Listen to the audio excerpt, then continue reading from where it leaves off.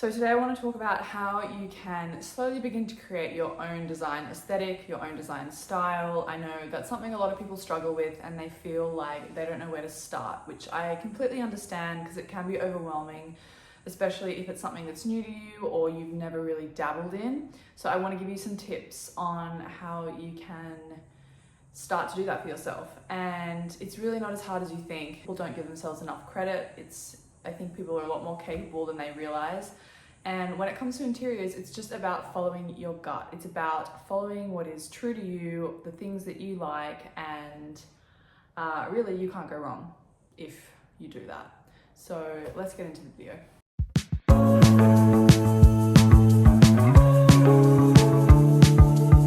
Also, sorry, side note, please just ignore that creepy face thing that's there. My boyfriend bought it and I thought I liked it at the time, but it's creepy at night when there's light shining on it, so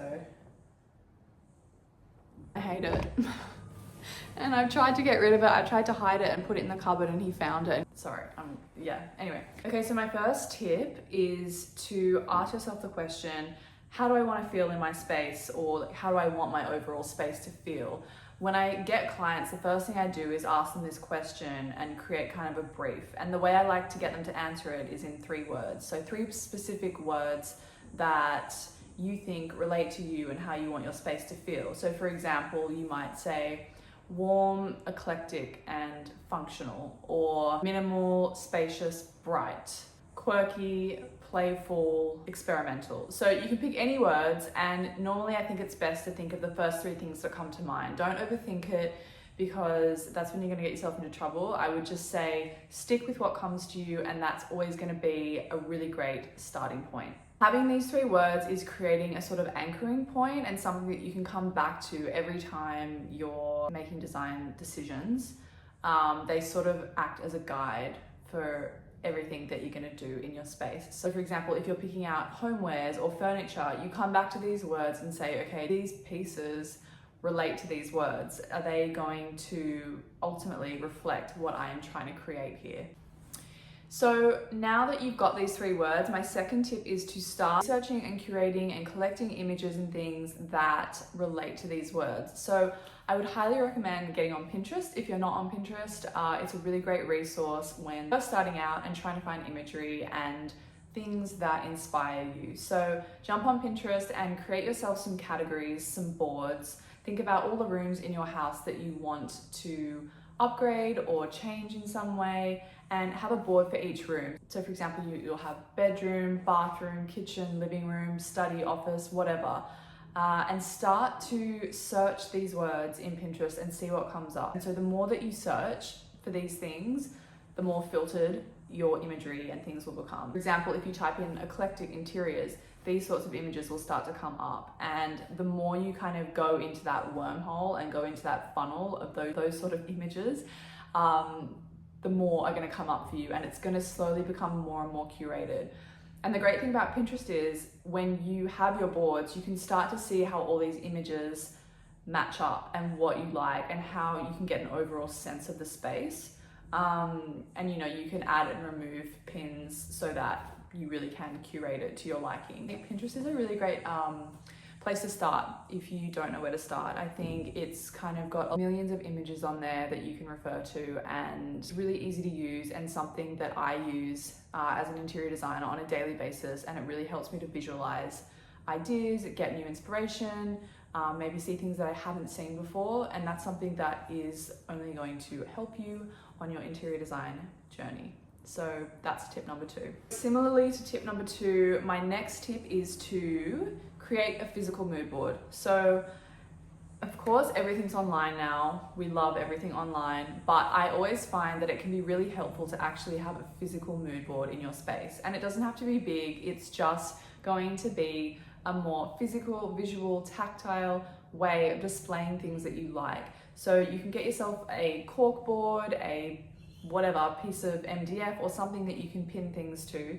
And what I like to do is to collect images, magazine clippings, swatches of fabric, even, if someone gives you a gift and there's a really nice ribbon on there, like take the ribbon, put it on the board, and there's something about that you're obviously drawn to. And it's these little things that you can start to put together that are going to build up this sort of repertoire of inspiration for you. Again, interiors has a lot to do with the sensory experience. So, you know, you see things, you feel things, you smell things. All of these sensory experiences can be added to this mood board in one way or another. So I would definitely suggest doing that if you're up for it. I think it can be a really great tool and sometimes just really helpful to get off the computer and have something that you can get crafty with, get creative with, and it can also be really fun. So tip number 4 is to get on social media.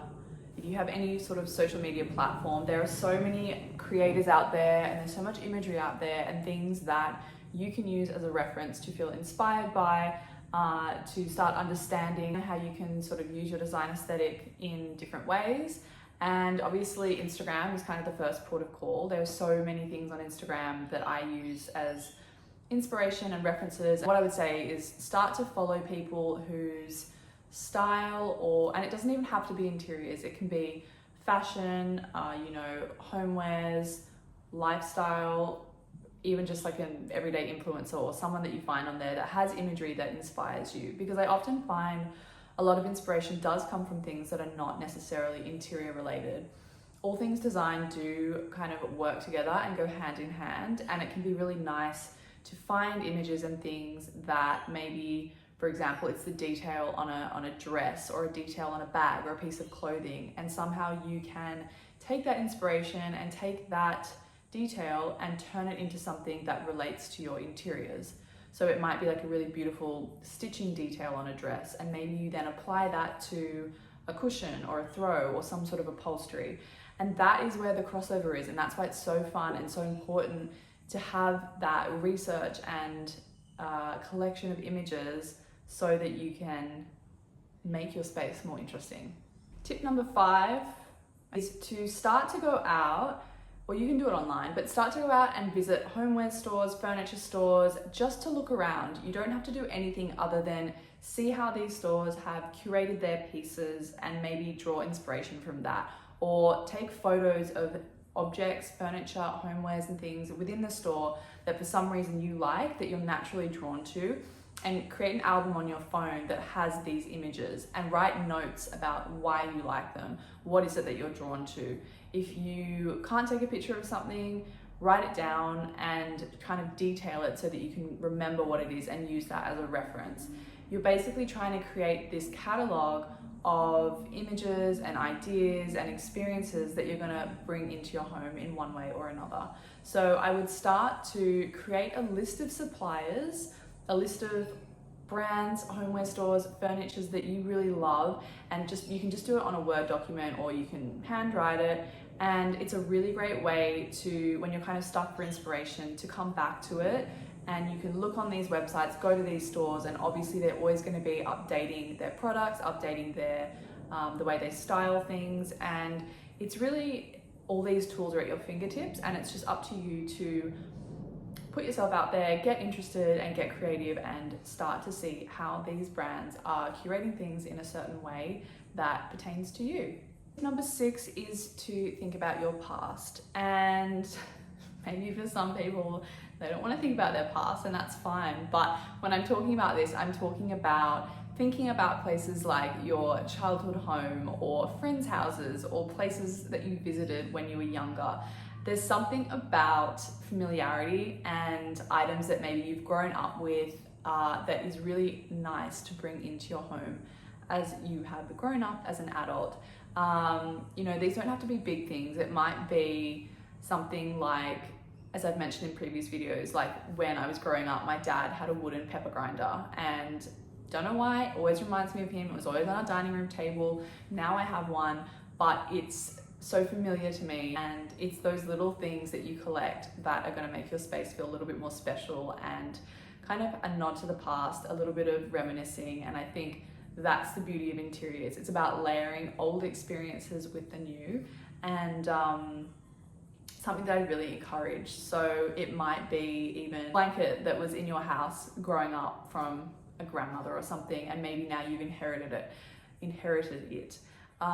You know, have that on your couch and have that out on display, because Really, it's very nice to have all new things, but for me, I think there's so much to say about having old pieces that have a story. And when people come over, you can say, oh yeah, you know, I've had this since I was a kid and I love it and it's got a story behind it. Sorry, there's some bug flying around. Yeah, so I would encourage you to even look at old photos and see things. Maybe there's a photo of your old bedroom when you were a kid and there's something in there that sparks a sense of joy, to quote, is it Marie Kondo? Is that her name?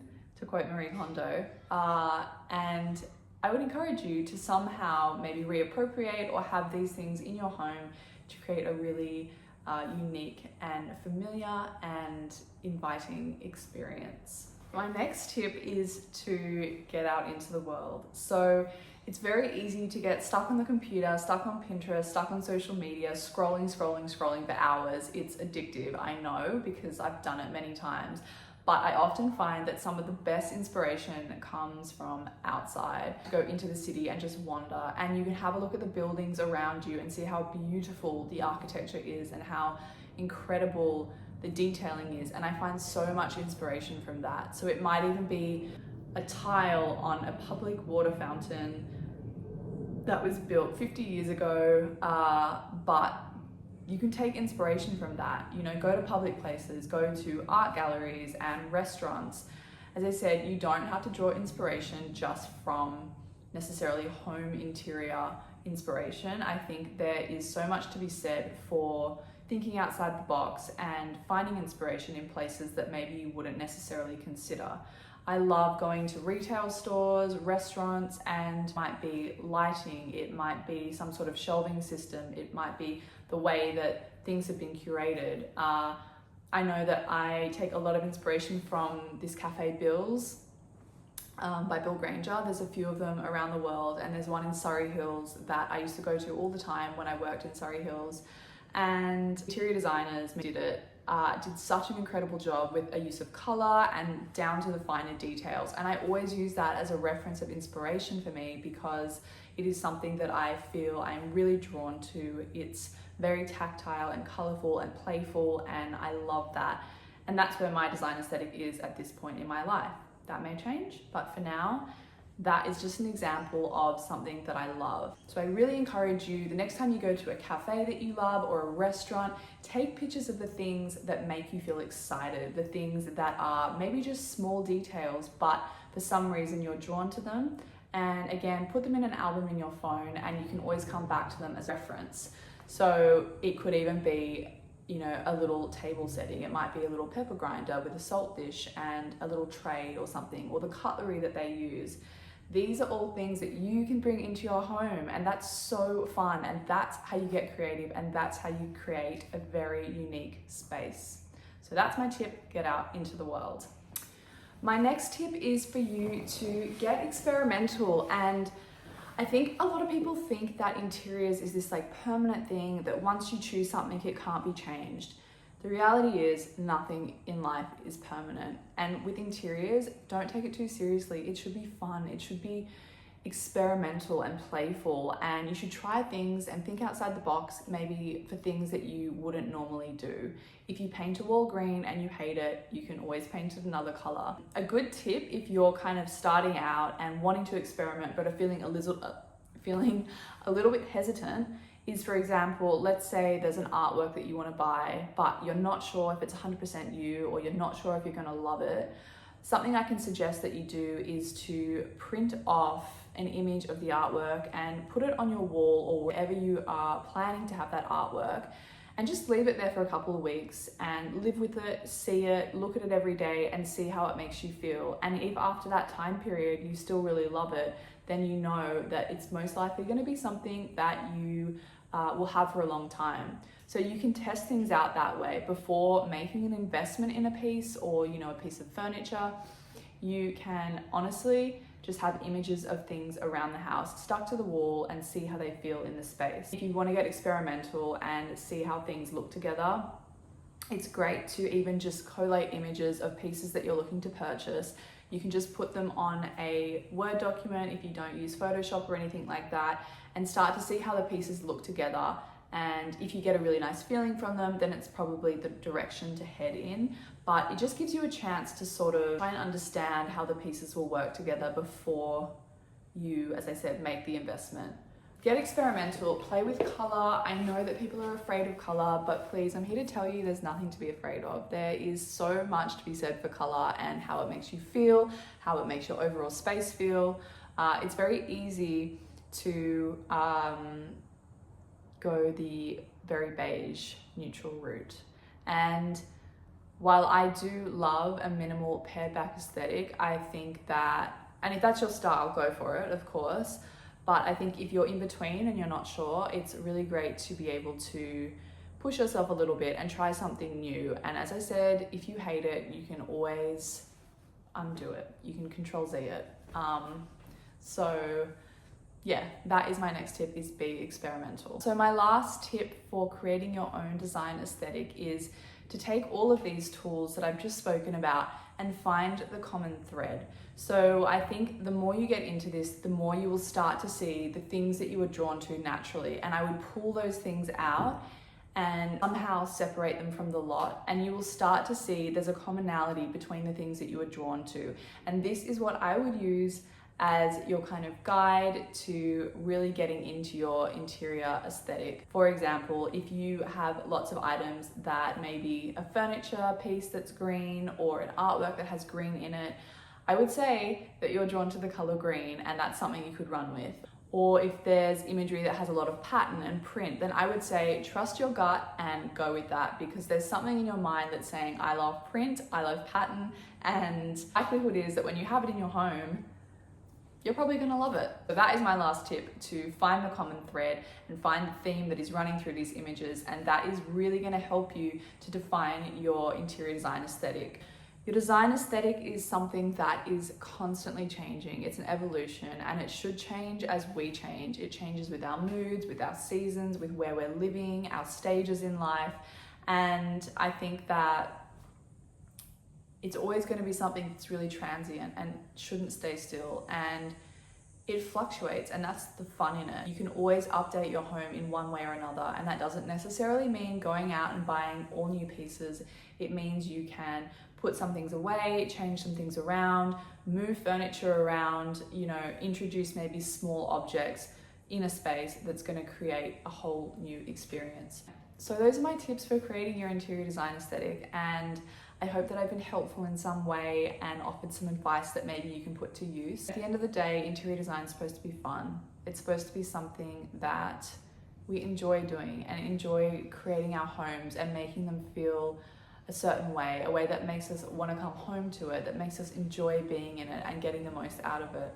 So I would really encourage you to start trying to figure out what your design aesthetic is and implementing it in some way in your home. And yeah, if you guys have any feedback or comments or want any further advice on this, I would love to chat with you. If you like this video, please give it a thumbs up and subscribe to my channel, as I'm going to be uploading new content every week, and I would love to get to know you guys watching my videos and start a conversation around interior design. So until the next video, have a great day. Bye.